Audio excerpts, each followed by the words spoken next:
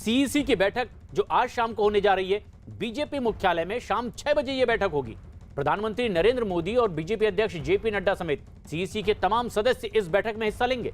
शुक्रवार को भी दोपहर 1 बजे फिर एक बार बैठक होगी। प्रधानमंत्री समेत सीईसी के सभी सदस्य एक बार फिर नामों को अंतिम रूप देने के लिए मंथन करेंगे और सूत्रों का यह कहना है कि बैठक में पश्चिम बंगाल, असम के पहले 2 चरण और बाकी राज्यों के उम्मीदवारों के नामों पर चर्चा होगी। कई नामों पर अंतिम मुहर भी लगाई जाएगी। बैठक के लिए बंगाल बीजेपी के नेता दिल्ली पहुंचे हुए हैं और विचार मंथन के बाद अब बहुत जल्द इनके नामों पर अंतिम मुहर लग सकती है।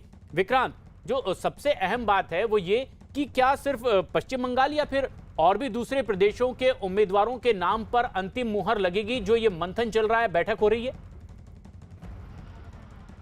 देखिए, अभी जो जिस तरीके का कयास हम लोगों को जो सूत्रों से जानकारी मिल रही है कि बंगाल और असम, क्योंकि असम में 3 चरण में मतदान होना है और बंगाल में 8 चरणों में, बंगाल का चुनाव लंबा है, लेकिन जो शुरुआती 2 चरण हैं दोनों राज्यों में, उनके साथ उनके नाम घोषित किए जा सकते हैं, क्योंकि दोनों की जो प्रदेश की कोर कमेटी है उसके साथ बीजेपी अध्यक्ष की बैठक हो चुकी है। यानी असम की कल रात को हुई थी, देर रात को 2 बजे तक बैठक चली थी, जिसमें बीजेपी अध्यक्ष जेपी नड्डा और पूर्व अध्यक्ष अमित शाह भी शामिल हुए थे। तो असम की कोर कमेटी के साथ बैठक हो चुकी है। इसके अलावा अभी जेपी नड्डा के घर पर बंगाल की कोर कमेटी की बैठक चल रही है। तो ये माना जा सकता है, क्योंकि जब भी सीईसी में नामों की चर्चा होती है तो उससे पहले प्रदेश की कोर कमेटी के साथ मुलाकात की जाती है, ताकि अंतिम रूप दिया जा सके। तो आज की अब 2 राज्यों की हो चुकी है, तो ये उम्मीद की जा रही है कि 2 राज्यों में जो पहले 2 चरण है उनके उम्मीदवारों के नाम लगभग फाइनल कर लिए जाएंगे और आज की सीईसी में एक तरह से मोहर लगा दी जाएगी। और जो बचे हुए नाम होंगे, जो चर्चा बची हुई होगी, वो कल बैठक होगी। कल दोपहर को भी 1 बजे बीजेपी मुख्यालय में बैठक है,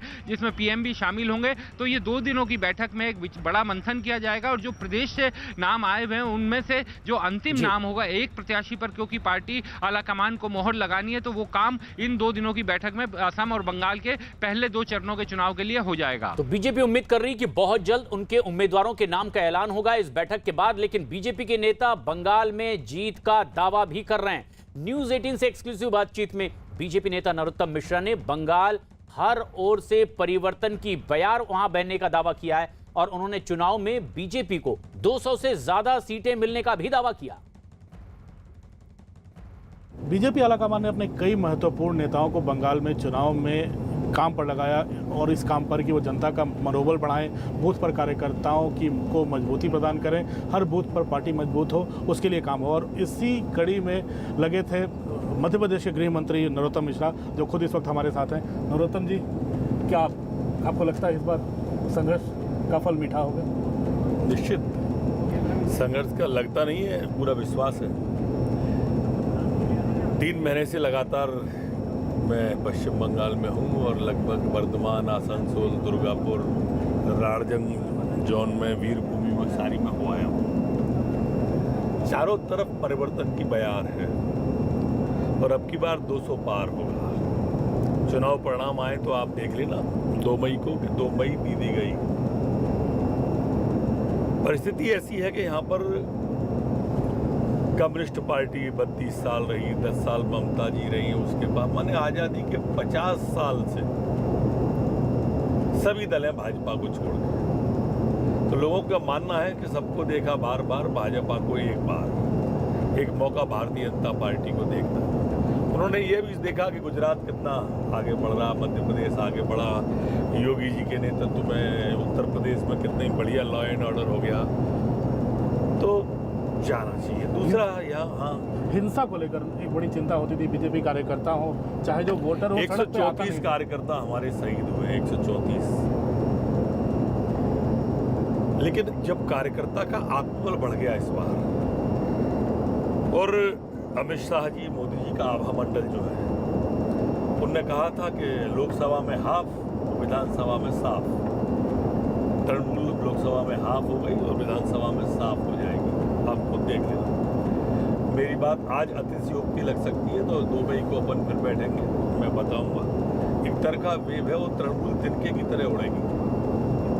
ममता दीदी का तो जो पकड़ रही है पिछले 10 साल से, जिस तरह से वो लेफ्ट से लड़ाई करके इस तरह सत्ता में पहुंची, आपको लगता है इतनी आसानी से वो पकड़ आप लोग ढीली कर पाएंगे? क्योंकि हम नहीं ढीली कर रहे हैं इस बार जनता ढीली कर रही है। जिस तरह से यहाँ माफिया राज है, कोल माफिया, यहाँ पर भू माफिया, हेरोइन माफिया, बालू माफिया, और पूरे देश में लव जिहाद चल रहा है। यहाँ लैंड जिहाद चल रहा है। एक लैंड जिहाद मतलब यहाँ के मंत्री और एमएलए जमीन किसान की खरीद लेते हैं और लैंड यूज चेंज करा के उसको कॉलोनी काट देते हैं। तो यहाँ पर पूरे देश में लव जिहाद है। यहाँ लव जिहाद तो है ही, लैंड जिहाद और चल रहा है। ये जो आईएसएच जो नई पार्टी है जिसके साथ अलायंस को लेकर कांग्रेस और लेफ्ट में ठनी हुई है, एक जो फुरफुरा महल वाली पार्टी, तो उसको लेकर क्या आपको लगता है, एक जो आप लोग जो आरोप तुष्टीकरण का लगाते थे, वो मुस्लिम अपीजमेंट अभी भी चल रहा है, चाहे कांग्रेस लेफ्ट का हो चाहे ममता बनर्जी का? देखिए, ये सारे दल तुष्टीकरण की राजनीति करते हैं, ये पूरा देश जानता है। ममता बनर्जी ने सवाल उठाया कि 8 चरणों में चुनाव हो रहा है। अब आप उनके सवाल देखिए काय को उठाती है। अगर सर्जिकल स्ट्राइक हुई पाकिस्तान में, हमारी सेना पे सवाल, एयर स्ट्राइक करी तो एयर स्ट्राइक पे सवाल, धारा 370 हटाई तो 370 पे सवाल। हमने अभी कोरोना वैक्सीन बना दी तो वैज्ञानिकों पर सवाल, चुनाव की तारीखें आ गई तो चुनाव आयोग पे सवाल, चुनाव हारेंगी तो फिर ईवीएम पे सवाल उठाएंगी। अब इनका बाकी का समय सवाल उठाने पर जाता है, जवाब नहीं दे पाएंगी, बौखलाहट है। वो कहते हैं तुष्टीकरण की जो राजनीति कर रही है ना, वो जिस तरह से जेएनयू में हुआ और जेएनयू में टुकड़े लगे कि भारत तेरे टुकड़े होंगे इंशाअल्लाह इंशाअल्लाह, भारत की बर्बादी तक जंग हमारी जारी रहेगी, अफजल हम शर्मिंदा हैं, तेरे कातिल जिंदा हैं, तुम कितने अफजल मारोगे, हम घर से अफजल निकलेगा। और भाजपा कहती है हम घर में घुस के मारेंगे जिस घर में अफजल निकलेगा। ये हमारी लड़ाई है इस बार की। भाई, आखिरी सवाल, क्या आपको लगता है कि ममता बनर्जी जो कहती हैं कि हमारे पास चेहरा है, हम मुख्यमंत्री हैं तृणमूल के पास, बीजेपी के पास चेहरा कहाँ है? वो तो बाहर से ला रहे हैं लोगों को। ये ऐसे ही कहते हैं, हमारे पास में मोदी जी जैसा चेहरा है। वो जिस नाम को हमने यूपी में कौन सा चेहरा लाए, कोई लाए थे? कोई चेहरा नहीं लेके आए। तो यूपी में सरकार बनी, यूपी बताओ कैसा चेहरा है? हमारा चेहरा सबके सामने है कि देखो कैसा चेहरा है, हमने नहीं दिया था और दिया। ऐसे ही बंगाल में देंगे, बंगाल का ही देंगे। सर नरोत्तम जी, बहुत बहुत शुभकामनाएं और धन्यवाद बात करने के लिए। Amitabh Sinha, news 18 India. BJP का जीत का दावा बंगाल में, तो कुछ राजनीतिक दल गठबंधन बनाने में जुटे हुए हैं। और सूत्रों के हवाले से एक बड़ी खबर इस वक्त आ रही है। पश्चिम बंगाल में कांग्रेस, लेफ्ट और फुरफुरा शरीफ दरगाह के पीरजादा अब्बास सिद्दीकी की पार्टी आईएसएफ के बीच सीटों पर बात नहीं बन पाई है। बताया जा रहा है कि आईएसएफ उत्तर बंगाल में 6 सीटों की मांग पर अड़ी हुई है। हालांकि कांग्रेस ने उनकी मांग को अब तक हरी झंडी नहीं दी है। खबर यह भी है कि सीटों के बंटवारे को लेकर तीनों पार्टियों के बीच आज एक बार फिर से बैठक हो सकती है और सीटों के बंटवारे पर सहमति बनाने की पूरी कोशिश होगी, क्योंकि तीनों पार्टी के दल नेता ये चाह रहे हैं कि मिलकर चुनाव लड़ने में उनको फायदा मिल सकता है। लेकिन अरुण, हमारे सहयोगी जो कोलकाता में इस वक्त मौजूद हैं, अरुण, जो सबसे अहम बात है वो ये कि सीटों के बंटवारे को लेकर के ममता बनर्जी के विरोधी कुछ दल गठबंधन में जुटे हुए हैं, तो वहीं ममता बनर्जी अपने उम्मीदवारों के नाम का ऐलान कब तक कर सकती है? क्या उम्मीद कर रहे हैं टीएमसी के नेता? देखिए, तृणमूल कांग्रेस की जो सर्वे सर्वा है ममता बनर्जी, उनके घर पर जो इलेक्शन कमेटी के सदस्य हैं, 12 सदस्य हैं, उनकी 3 दिनों से लगातार बैठक चल रही है। और खबर ये टीएमसी के खेमे से आ रही है कि सभी 294 सीटों पर उम्मीदवारों का ऐलान एक साथ ही किया जाएगा। और ये भी खबर आ रही है कि शुक्रवार को ये ऐलान किया जा सकता है। जो बड़ी बातें उसमें ये हैं कि 75 के आसपास विधायक सिटिंग एमएलए हैं जिनका टिकट ममता बनर्जी काट रही हैं, ताकि एंटी इनकम्बेंसी जो उनके सरकार के खिलाफ है उससे निजात पाई जाए। इसके अलावा बड़ी बात यह है कि जो 35% संख्या होगी टिकट में वो महिलाओं की होगी, यानी ममता बनर्जी 35% टिकट महिलाओं को देंगी।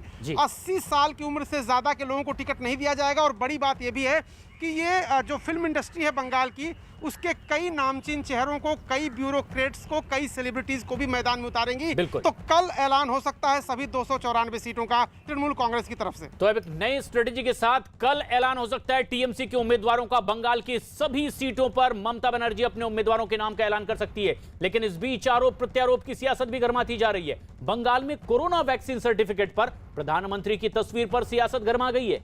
न्यूज़ 18 के नीरज कुमार की खबर है कि टीएमसी की शिकायत के बाद इस मसले पर चुनाव आयोग ने बंगाल के मुख्य चुनाव अधिकारी से अब रिपोर्ट तलब की है। टीएमसी ने सर्टिफिकेट में पीएम की तस्वीर के इस्तेमाल को चुनाव आचार संहिता का उल्लंघन बताया है। जिस पर बीजेपी ने पलटवार करने में भी देरी नहीं लगाई है। प्रधानमंत्री सड़क योजना में ममता जी ने अपना फोटो लगा रखा है पूरे बंगाल के अंदर। प्रधानमंत्री आवास योजना में ममता जी ने अपना फोटो लगा रखा है। जरा ममता जी ये तो देखिए कि उनके राज्य में क्या हो रहा है। टीएमसी ने शिकायत की है चुनाव आयोग से, और जो टीएमसी की शिकायत है वो यह है कि कोरोना वैक्सीन सर्टिफिकेट पर प्रधानमंत्री की तस्वीर क्यों लगी हुई है। और इसका जवाब हम सीधे ले लेते हैं अर्जुन सिंह, जो कि हमारे साथ मौजूद हैं, बैरकपुर से सांसद हैं, बीजेपी के सांसद हैं, उपाध्यक्ष हैं स्टेट बीजेपी के। सीधे हम इनसे बात कर लेते हैं। सर, जो टीएमसी है उन्होंने शिकायत किया है चुनाव आयोग में कि प्राइम मिनिस्टर की तस्वीर कोरोना सर्टिफिकेट पर क्यों है। देखिए, ममता बनर्जी की सरकार जो है, ममता बनर्जी की जो पार्टी है, ये बहुत सारा कंप्लेन करेगी। अपने ऊपर पूरा बंगाल में दुआरे सरकार घूम रहा है, होर्डिंग लगाया, करोड़ों करोड़ रुपया का खर्चा किया है, उस पर इसको ध्यान नहीं है। प्रधानमंत्री बंगाल में 5 जगह धरिए चुनाव हो रहा है, बंगाल है, असम है और 3 जगह और चुनाव हो रहा है। तो एक फॉर्मेट बना है जिसमें प्रधानमंत्री का फोटो देकर कोरोना वैक्सीन देने के बाद अब उसमें बंगाल में चुनाव आ गया तो उसको तुरंत हटा दिया जाए या हटाया जाए। मुझे तो नहीं लगता कि कोरोना वैक्सीन में देने से कोई चुनाव प्रभावित हो। Corona vaccine is the part of life. जिंदगी बचाने के लिए उसमें एक कंप्लेन कर रहा है, इलेक्शन कमीशन इस पर नज़र अगर दे रहा है तो ये भी हमको लग रहा है कि बहुत ज़्यादा अच्छी बात नहीं है। और चुनाव आयोग से शिकायत की जा रही है, ये सिलसिला आगे भी चलने वाला है। लेकिन अरुण, चुनाव आयोग से शिकायत की जा रही है कि आचार संहिता का उल्लंघन है, लेकिन आईएसएफ से गठबंधन नहीं हो पा रहा है, विवाद अभी भी नहीं थमा हुआ है कांग्रेस के साथ, नैतिक नियमों का उल्लंघन इससे कुछ नेता कांग्रेस के अगर बता देते हैं, क्या उम्मीद है, क्या गठबंधन करना चाहते हैं या इसे लेकर ही कांग्रेस में दो फाड़ है? देखिए, मजबूरी है कांग्रेस की कि उसको गठबंधन करना पड़ेगा, क्योंकि लेफ्ट के साथ उसका गठबंधन पहले से ही है।